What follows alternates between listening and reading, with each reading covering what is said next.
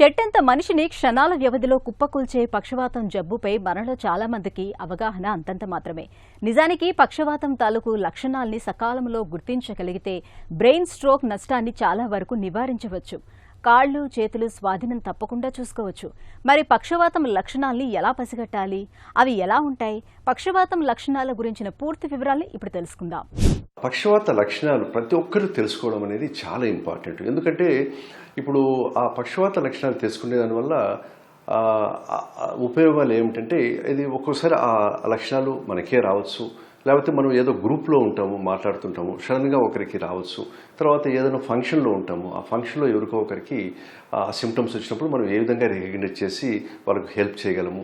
తర్వాత ఎయిర్పోర్ట్లో ఉంటాము, లేదా బస్ స్టాండ్లో, లేదా రైల్వే స్టేషన్లో ఉంటాము, లేకపోతే ఒక బిగ్ గ్యాదరింగ్ మీటింగ్లో ఉంటాము. ఎవరికైనా ఇటువంటి సిమ్టమ్స్ వచ్చినప్పుడు వెంటనే మనం కనుక్కొని మనం చేయగలిగితే వాళ్ళ లైఫ్ సేవ్ చేయగలిగిన వాళ్ళమవుతాము. అంతేగాని మ్యాసివ్ స్ట్రోక్స్ కూడా మనం రాకుండా చేయగలము యాక్చువల్లీ. అందుకని ఆ ఉద్దేశంతో ఈ లక్షణాలు తెలుసుకోవడం అనేది చాలా ఇంపార్టెంట్. ముఖ్యంగా ఏమిటంటే, ఒకటి వచ్చి ఫస్ట్ వన్ వచ్చి మూతిట్లో వంకరపోవడం. ఎవరికైనా ఎప్పుడైనా మూతిట్లో వంకరపోతే వెంటనే అది పక్షవాత లక్షణం అనేది మనం గ్రహించాలి. తర్వాత రెండోది వచ్చి మాట తడబడడం. మాట్లాడుతుంటారు, రాను బే బే బే బే అనుకుంటూ వాళ్ళు మాట అనేది రాకుండా స్పష్టత అనేది తగ్గిపోతుంది. సో అది కూడా ఒక ముఖ్యమైన పక్షవాత లక్షణము.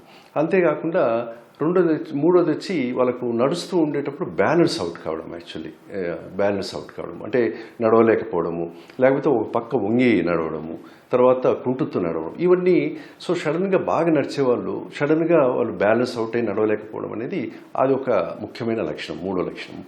ఇంకా నాలుగోది తీసుకుంటే చూపులో తేడాలు రావడం. అంటే మబ్బుగా కనపడము, లేకపోతే ఒక పక్క సరిత కనపడకపోవడము.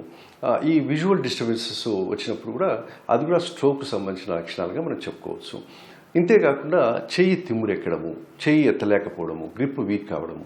సో ఇది కూడా ఈ పక్షవాత లక్షణాల్లో ఒకటిగా తీసుకోవచ్చు. సో ఎప్పుడైనా కానీ, ఎక్కడైనా కానీ, ఎవరికైనా కానీ వీటిలో ఏదన్నా ఒక్క లక్షణం కానీ లేదా రెండు లక్షణాలు వచ్చినప్పుడు వెంటనే మనం చేయాల్సిన పని ఏమిటంటే, ఫస్ట్ ఒక వాటరు, దగ్గరలో వాటర్ ఉంటే at least 2 to 3 glasses of water వాళ్ళు ఒకదా మింగగలిగితే, ఏమి ఇబ్బంది లేకుండా మింగగలిగితే ఒక వాటర్ ఇవ్వడం అనేది చాలా ఇంపార్టెంట్.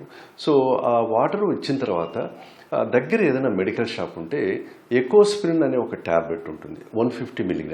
అవి ఒక 2 ట్యాబ్లెట్స్ తీసేసుకొని వాళ్ళకి ఇవ్వడం అనేది చాలా ఇంపార్టెంట్. సో ఇంకా తర్వాత ఇది ఇచ్చిన తర్వాత ఇంకా వెంటనే దగ్గరుండే హాస్పిటల్కి తీసుకుపోతే ఆల్మోస్ట్ ఈ విధంగా చేసేదానివల్ల మనము 90% ఆఫ్ మ్యాసివ్ స్ట్రోక్స్ను ప్రివెంట్ చేసేదానికి అవకాశం